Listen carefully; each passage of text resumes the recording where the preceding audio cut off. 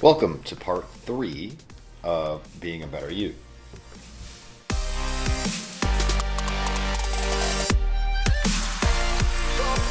So today we'll make this short and sweet. We're going to talk about the last topics and things on my mind to help or maybe help you on your journey to finding who you want to be, a better version of you, all those things in general, right? So some of it starts with your thoughts of you and kind of how you cope with it, how you walk through the clouds, the pitfalls, the pit holes, life has to offer. And I'm going to start with a funny story. Those of you who do follow our posts or my posts and know who I am, today, prime example, I always try to do some little things and it's important. The story is important to learn some of the things that not only that happened in a short period of time, but what to expect, not to expect, and kind of giggle at it. So I'm in Starbucks going through the drive-thru. Yes, every morning. We all know. Iced coffee and sometimes a sandwich, right? So I'm in there going through.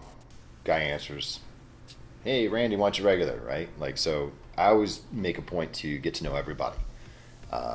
And sometimes that's maybe embarrassing to some people and whatnot. It's how I do. It's how I am, right? I'm always trying to share or spread positive light on everybody, whether it's the person that drive through at Starbucks, get to know them, learn a little bit about them, so that you can remember those things and make them feel good as well as it makes me feel good. That I'm not only paying attention to me always. It's not always about you. It's not always about me. So I get in there and I get my coffee and share a quick story with them and hand them one of our koozies because she always says, it's so cool. So I brought an extra one, handed it off to him, right? Little gift. And then I went ahead and bought the coffee for the car behind me.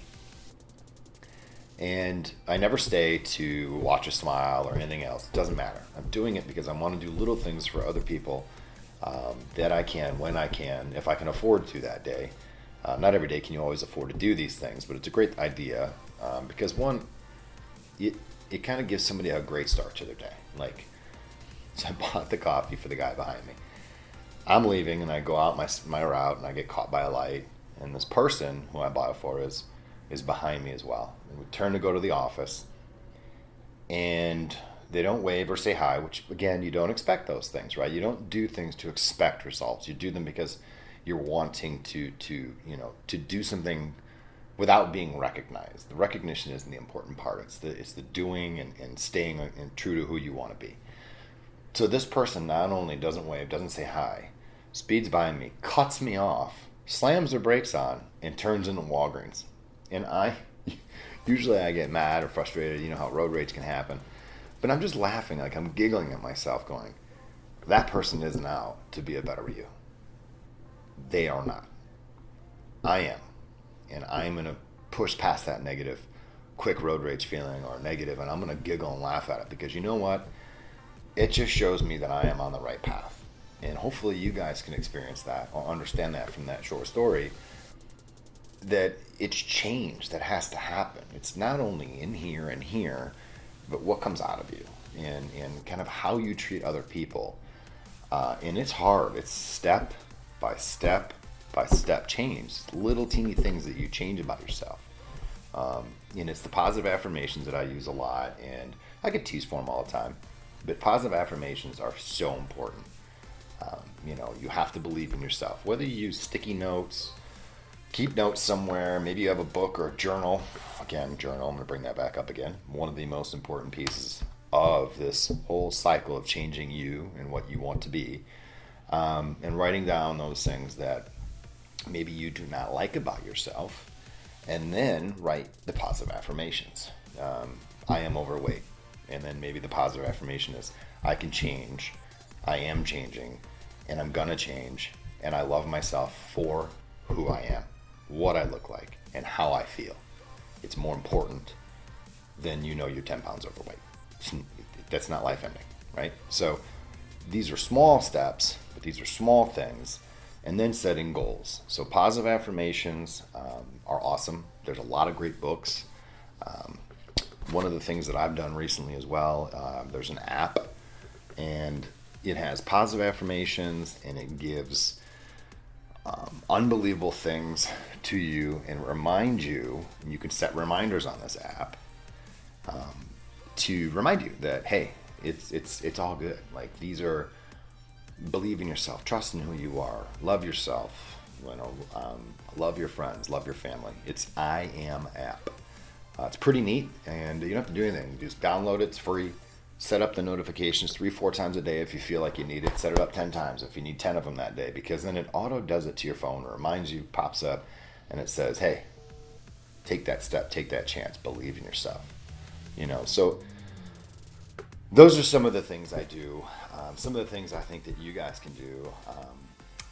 And to end that story, and why I feel kind of blessed today, is that I have the opportunity right now to make change, and to change daily, but to change right this second.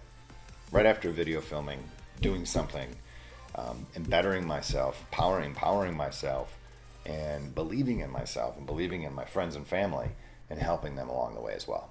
But if you don't keep taking these chances and steps in life, you'll never know. Same with business. 1 out of every 5 sales calls, someone's going to say yes, someone's going to schedule an appointment with you. I mean, I go through this every day.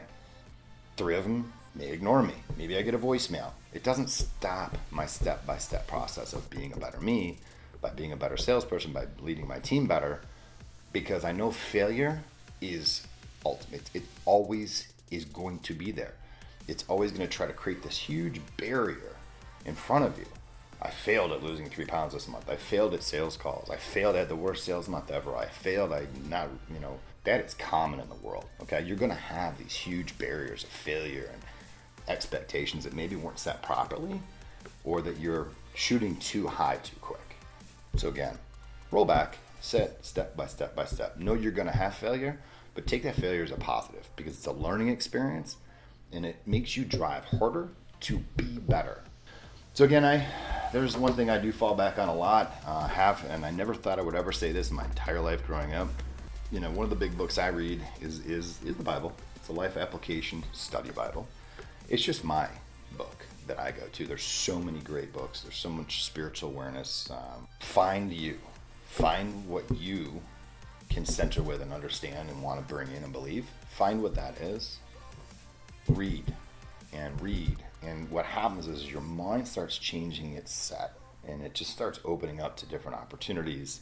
And I think it allows your heart to open up. So I'm not going to ramble anymore. Hopefully you enjoy these 3-part series.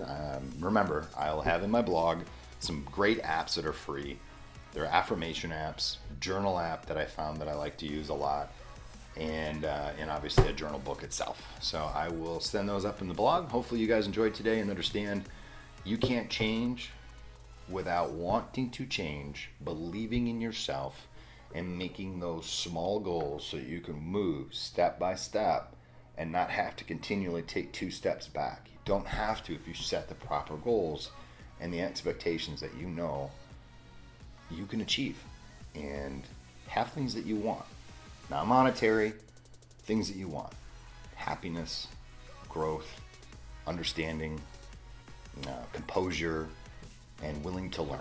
Okay? So, see you next week. Part 3 is over. But enjoy your coffee. Have a great Wednesday.